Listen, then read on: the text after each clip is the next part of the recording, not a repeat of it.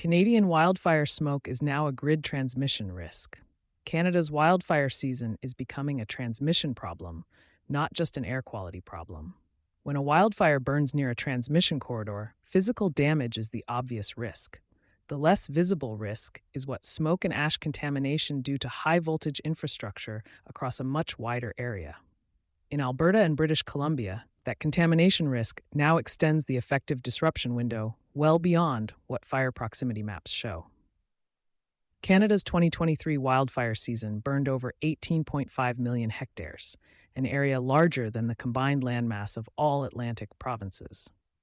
The infrastructure consequences of that season and the 2024 and 2025 seasons that followed have been studied closely at the equipment level.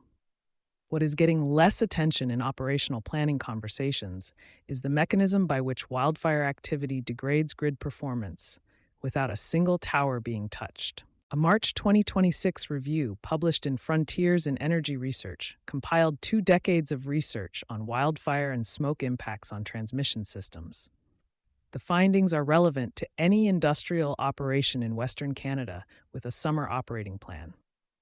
Ash and smoke particles that settle on high-voltage conductors and insulators reduce the insulation's electrical performance, increasing the probability of arc faults and flashover events.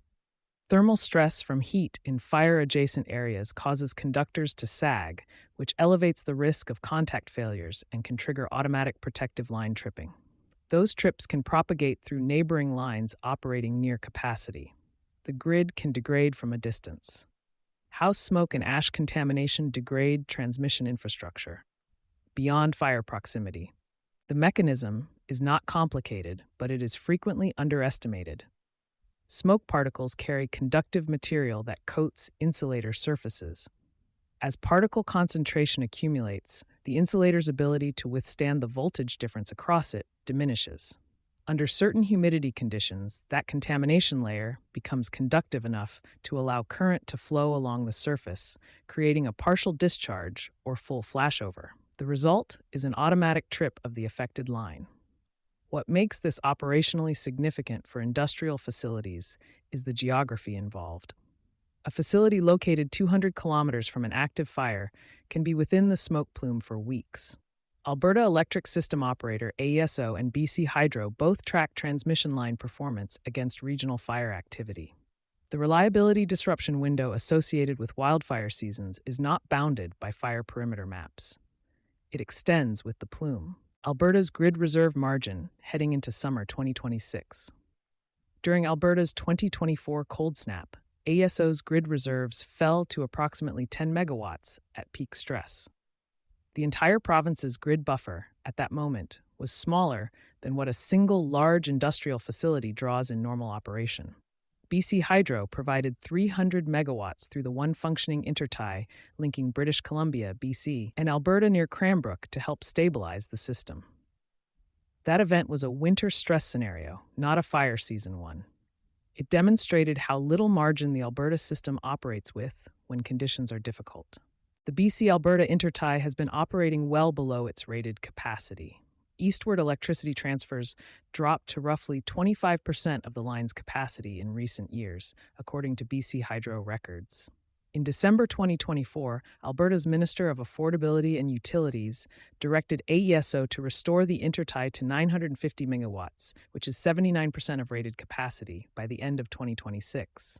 That restoration is underway but not complete. Alberta has also recently joined an interprovincial territorial agreement to strengthen grid reliability and energy security across Canadian provinces, and has launched a new wildfire mitigation strategy specifically designed to protect critical infrastructure during fire seasons. Holdover fires from 2025 and what the 2026 season outlook means for operations. Holdover fires, which survive winter by smoldering underground in organic matter and peat, were present in both BC and Alberta heading into the 2025-2026 winter. These fires can reemerge in spring when soil dries and oxygen reaches the burn zone. The BC and Alberta wildfire outlook for spring 2026 is shaped by above-normal snowpack in some areas, which reduces early fire risk but increases flooding potential. The pattern from recent seasons is that the effective fire season is starting earlier and ending later than historical models predicted, and that holdover fires provide an ignition source before seasonal precipitation has dried out. Alberta is conducting a 2-day emergency response exercise in 2026, specifically to test coordination between wildfire and grid disruption scenarios. The fact that this exercise is being conducted is informative. The convergence of those two risk categories is being taken seriously at the provincial government level. What industrial operators in Western Canada should review before peak fire season?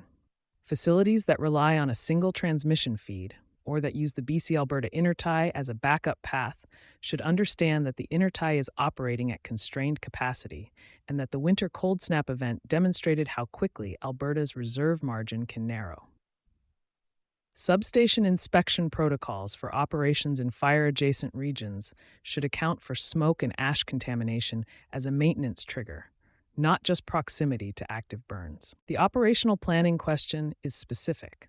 Does the Q3 operating plan account for a degraded grid scenario in Alberta or BC, and has facilities leadership mapped which production processes cannot tolerate an unplanned interruption lasting hours to days rather than minutes? AESO issues grid alerts when emergency reserves are being drawn down. An organization receiving one of those alerts for the first time during peak fire season without a pre-established load prioritization protocol is making decisions under time pressure that a relatively brief planning conversation could have resolved months earlier. You've been listening to Sustainability Soundbites by Environment and Energy Leader. For partnership opportunities, please reach out to our team.